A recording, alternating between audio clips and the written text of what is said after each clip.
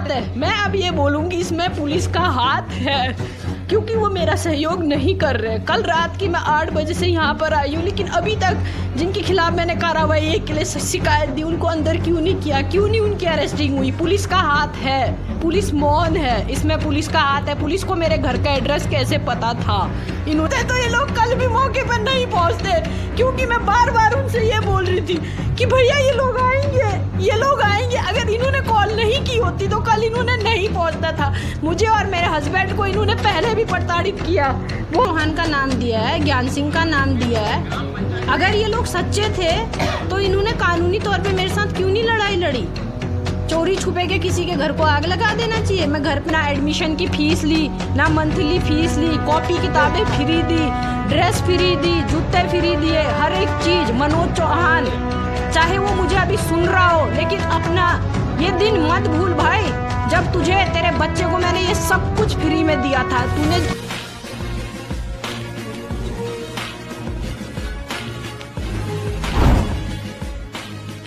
साथियों, आप सभी को मेरा प्यार भरा नमस्कार। इस वक्त मैं टिहरी गढ़वाल के लमगांव थाने में मौजूद हूँ और यहाँ पर एक महिला शिक्षिका संबंधी एक प्रकरण आया हुआ है। तो चलिए सबसे पहले हम मैडम से मिलाने की कोशिश करते हैं कि आखिर क्या वो प्रकरण है और क्या अभी तक उनको जो है क्या यहाँ से राहत मिली है। जी मैडम, सबसे पहले मैं आपका परिचय जानना चाहूँगी। मेरा नाम रूबीना है जी।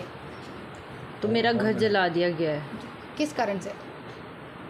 निजी दुश्मनी के कारण। मैं नहीं जानती क्यों कारण, लेकिन मेरा घर जला दिया गया। उनको किसने अधिकार दिया मेरा घर जलाने का? मेरे घर से एक पन्ना भी गायब होने का किसी ने अधिकार नहीं दिया गया। पुलिस प्रशासन ने मेरा आज तक कभी सहयोग नहीं किया। मेरे बच्चों को 22 जनवरी को मेरी बहन और मेरी 12 साल की बच्ची को प्रताड़ित किया गया। मेरे घर से सामान उठाया गया, मेरे कबर्ड से पैसे चोरे गए। 30 औरतें वहाँ पर आई थी, उपद्रव किया, मेरा सामान तोड़ा, लेकिन पुलिस ने उनके खिलाफ़ कोई कार्रवाई नहीं की। मैं शिकायत दर्ज कराने आई, उन्होंने कहा कार्रवाई हो गई। उनको बोल रहे थे, हमें बोला गया सामान तो बाहर रखा गया, लेकिन मैं वो वीडियो सोशल मीडिया के ज़रिए ज़रूर आप लोगों तक पहुंचाऊंगी जिसमें वो सामान फेंका गया, तोड़ा गया।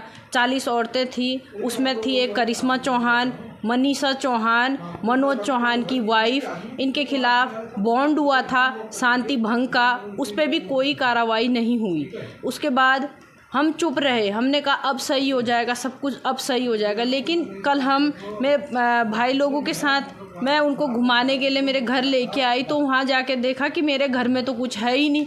मेरी बुलेट बाहर पड़ी है, तोड़ के मेरी बुलेट बाहर फेंकी गई है, और पूरा घर खाली है, और पूरा राख ही राख पड़ी है। मैं नहीं जानती, मेरे गहने गायब हैं, मेरे छोटे छोटे बच्चों के कपड़े गायब हैं। उन कपड़ों के साथ मेरी यादें जुड़ी हुई थी। तो यहाँ पर सारी यादें मिटा दी गई, मेरे सारे डॉक्यूमेंट्स मिटा दिए गए, लेकिन पुलिस प्रशासन अभी तक मौन है।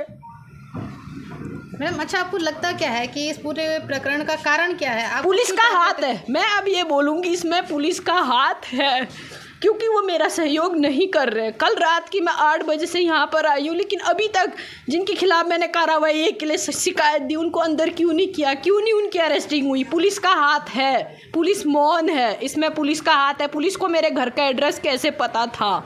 इन्होंने कल मेरे को बोला कि ऐसी जगह में आप गहने क्यों रखते हो? मेरा घर है, मैं कहीं भी रखूँ।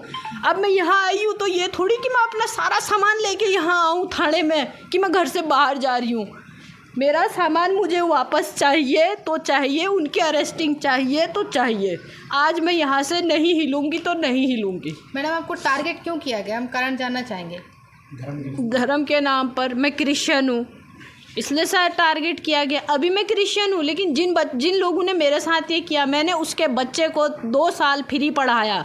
मैंने ना एडमिशन की फ़ीस ली, ना मंथली फ़ीस ली, कॉपी किताबें फ्री दी, ड्रेस फ्री दी, जूते फ्री दिए, हर एक चीज़। मनोज चौहान, चाहे वो मुझे अभी सुन रहा हो, लेकिन अपना ये दिन मत भूल भाई, जब तुझे तेरे बच्चे को मैंने ये सब कुछ फ्री में दिया था। तूने जो आज मेरे घर में किया है ना आग लगा के, इसका बदला तुझे मैं दूंगी। कानून में आगे तक जाऊंगी, मुझे न्याय मिलेगा। यहाँ नहीं तो मैं आगे जाऊंगी, लेकिन मुझे न्याय चाहिए तो चाहिए। मनोज चौहान, मैं तुझे नहीं छोड़ूंगी, क्योंकि तूने मेरे बच्चों की यादें मिटा दी, उनकी पेंटिंग जला दी। मैंने छोटे छोटे बच्चों की पेंटिंग थी मेरे पास, मेरी बेटी ने मेरे लिए इतनी पेंटिंग बनाई थी, कुछ भी नहीं है वहाँ पर।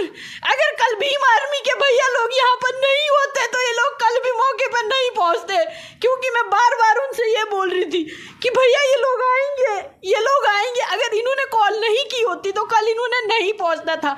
मुझे और मेरे हस्बैंड को इन्होंने पहले भी प्रताड़ित किया बहुत बार।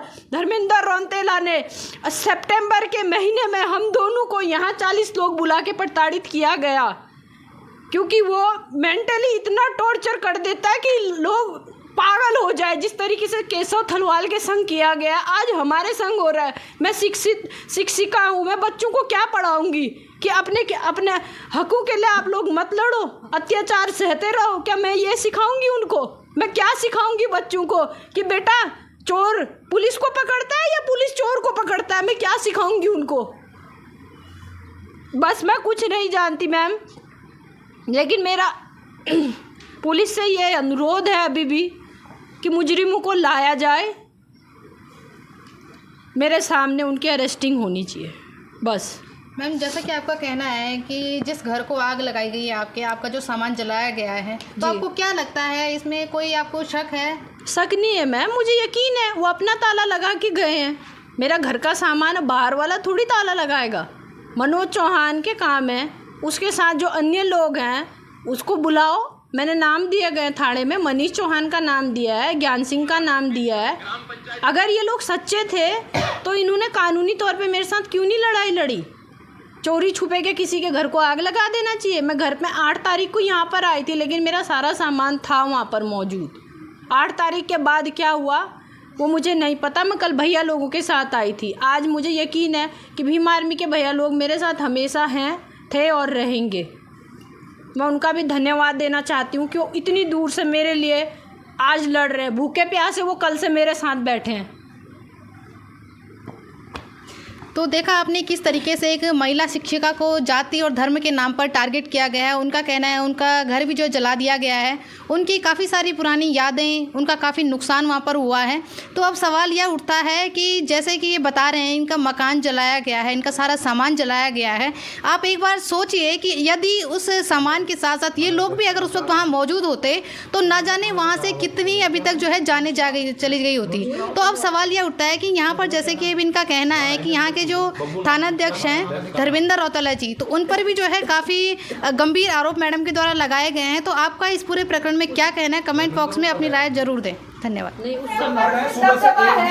एक भी मामला थाने के अंदर नहीं आया सिवाय हमारे मामले के। कोई व्यक्ति यहाँ रिपोर्ट दर्ज नहीं कराने आया, कोई सूचना नहीं देना आया। अब तक और हमारी एक यहाँ मैं प्रशासन को ये कह देना चाहता हूँ, यहाँ अब तक कोई भी सुबह से एक भी प्रकरण नहीं आया, कोई मामला दर्ज नहीं हुआ। अब तक यहाँ पर जाके कोई ऐसी कोई किसी की एफआईआर दर्ज नहीं हुई, कोई भी केस नहीं इस थाने के अंदर। और हम कल से यहाँ इस थाने के अंदर बैठे हुए हैं, लेकिन पीड़ित को थाने में बिठा रखा है। लेकिन जो अपराधी किस्म के लोग हैं उन लोगों का बिल्कुल यहाँ से स्वागत किया जा रहा है कि जैसा कहीं कोई नेता आ रहा होगा। इस तरह की गतिविधियां पुलिस के द्वारा की जा रही, तो पुलिस के छवि पे कहीं ना कहीं ये प्रशासन के लिए बहुत बड़ा दाग है। मैं तो कह रहा हूँ कि जो यहाँ के सीनियर अधिकारी, यहाँ के एसएसपी, जिनकी जिम्मेदारी है इस टिहरी जनपद टिहरी के अंदर, उनको देखना चाहिए कि इन कुर्सियों में ऐसे भ्रष्ट अधिकारी क्यों बिठा रखे हैं। हम तो ये कहते हैं कि प्रशासन का बड़ा सम्मान करते हैं उस खाते का, लेकिन करें क्या यहाँ पर जाके कि जो उन कुर्सियों पर मौन बैठे हुए हैं, आज वो पीड़ित महिला यहाँ पर जाके दर की ठोकरें खा रही, उसे न्याय नहीं मिल पा रहा। तो बहुत बड़ा दुर्भाग्य है ये प्रशासन के लिए। वो मरने के लिए तैयार है, लेकिन आज कुछ भी न्याय नहीं दे पा रहे हैं उन लोगों को। मेरे बच्चों के कपड़े वापस चाहिए, मुझे मेरे बच्चों की सारी चीजें वापस चाहिए, सू समेत जो जहाँ पर था वो वहाँ पर चाहिए। अरे कल रात से सोने को जगह दी है, तभी कहाँ सोएंगे हम कहाँ सोएंगे? हमने कल रात से मैंने खाना नहीं खाया, कहाँ जाए?